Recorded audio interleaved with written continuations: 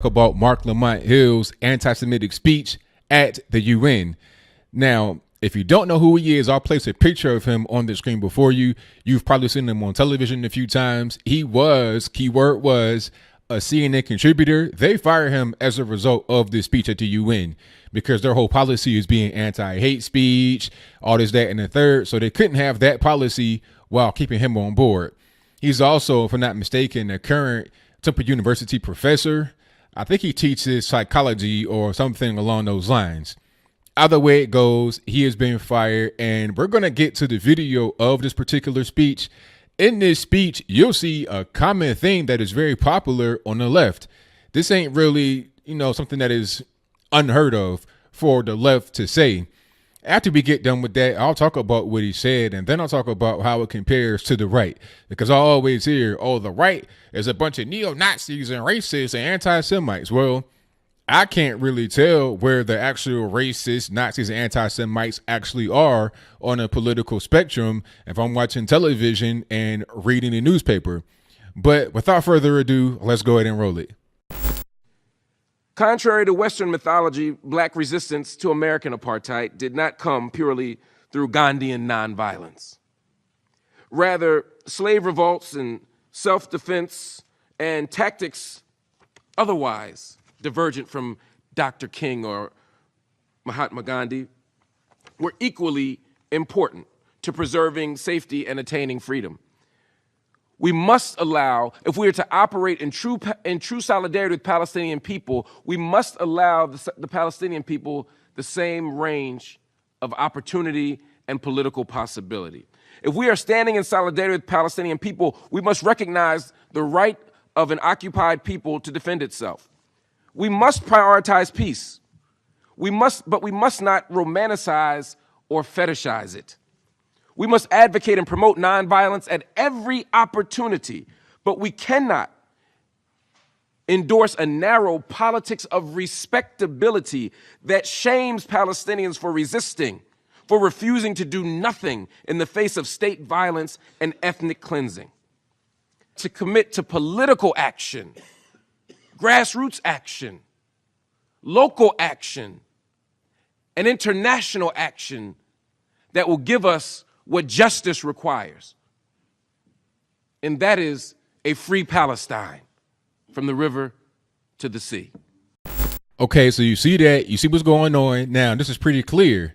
The key phrase in that you've pretty much seen all over the internets, all over television, if you've been watching it or keeping your ear to the quote unquote digital streets today, the key phrase in there is from the river to the sea.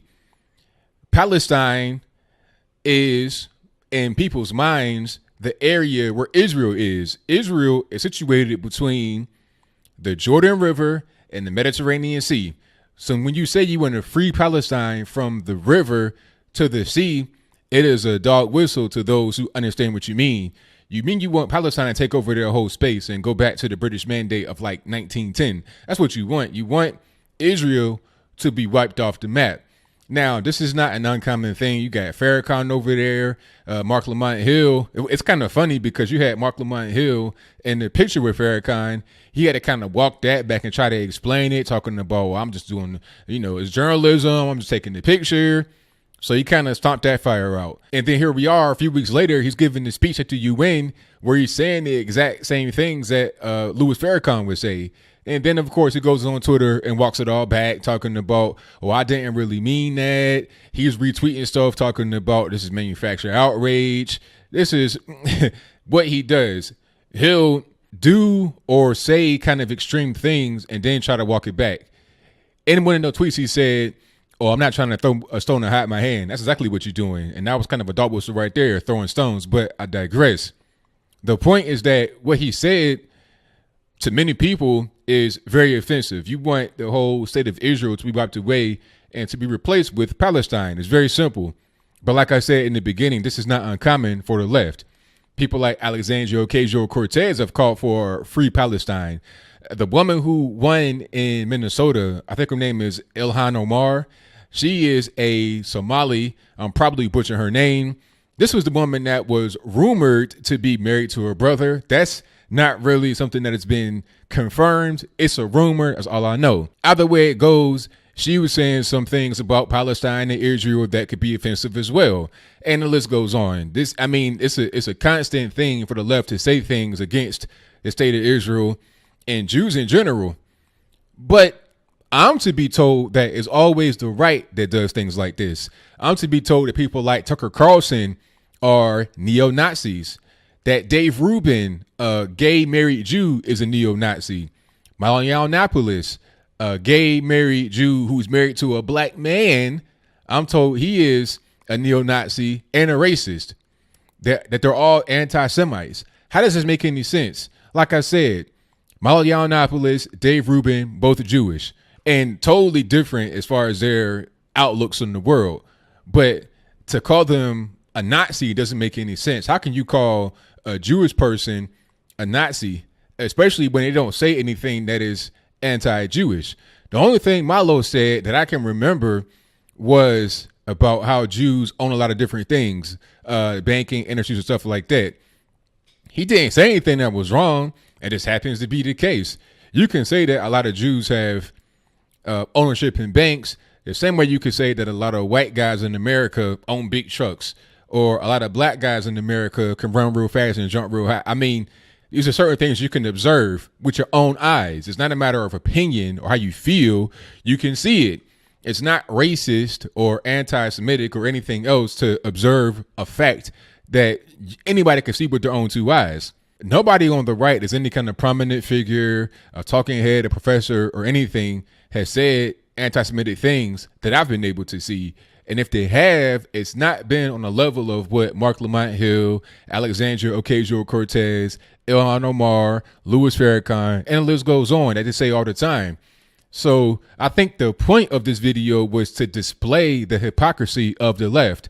They'll talk about how they're against hate, they're against anti-Semitism, they're against racism, they're against homophobia, transphobia, but all the time I keep seeing things from the left that are what they define as those things I just said. All the time. This is not even a one-off situation. So Marc Lamont Hill, look, man, maybe you didn't know what that meant. Maybe you heard it before and didn't quite understand. This kind of reminds me of guys that wear Che Guevara t-shirts that are black. Maybe you think that it's a cool thing to say. It's trendy, but you really don't understand what you're saying. From the river to the sea is the entire state of Israel. It goes from east to west like that. You're wiping it away and replacing it with Palestine. Although there was never really a country called Palestine, but that's a whole different story. Aside from the British mandate, but that's a whole big, long thing we can get into a debate about. It's the same way that you got these black guys like Jay-Z back in the day wearing Che Guevara t-shirts. You know, they're talking about, oh, he was a Cuban, liberator. This guy was a white Argentinian who was basically a mercenary that got put on by Castro. That's what that was. It ain't really nothing else to it. This whole romanticized vision of him that people have is just bogus at the end of the day, really. But like I said, people just don't know. They hear a thing, they see a thing, and they go with it because it's trendy and because it's popular. So that's pretty much all I got to say. What say you? Do you think that Marc Lamont Hill knew what he was saying when he said from the river to the sea? And if you think that he did, please explain to me why he would say it. He already got in hot water over the whole Farrakhan picture. Now you go to you and say the same thing that Farrakhan would say. I don't understand what your point is. Are you trying to get people to attack you? Not physically, but in the press, in the media. Are you trying to get attention? I'm not really sure what the purpose of what he did was. It could just be incompetence, not quite knowing what he was saying. If you're for a two-state solution or better treatment of Palestinians, then that's one thing. You know, two-state solution, that's like the middle of the road. People that are diehard Israel, they're going to say no two-state solution, nothing. Let's just have it the way it is, and we're going to do whatever. People on the far other side are going to say free Palestine, no Jews, return back to before 1948, that kind of stuff. The middle of the road is two-state solution. Let's have peace on both sides and let's coexist. That should be the more popular way of going. If you go to either of the extremes, you're going to get criticized. And he went to the far extreme of wiping Israel away. Whether he will admit it or not, whether he knows that he did it or not, that's what he did. But whatever your comments are, please let me know.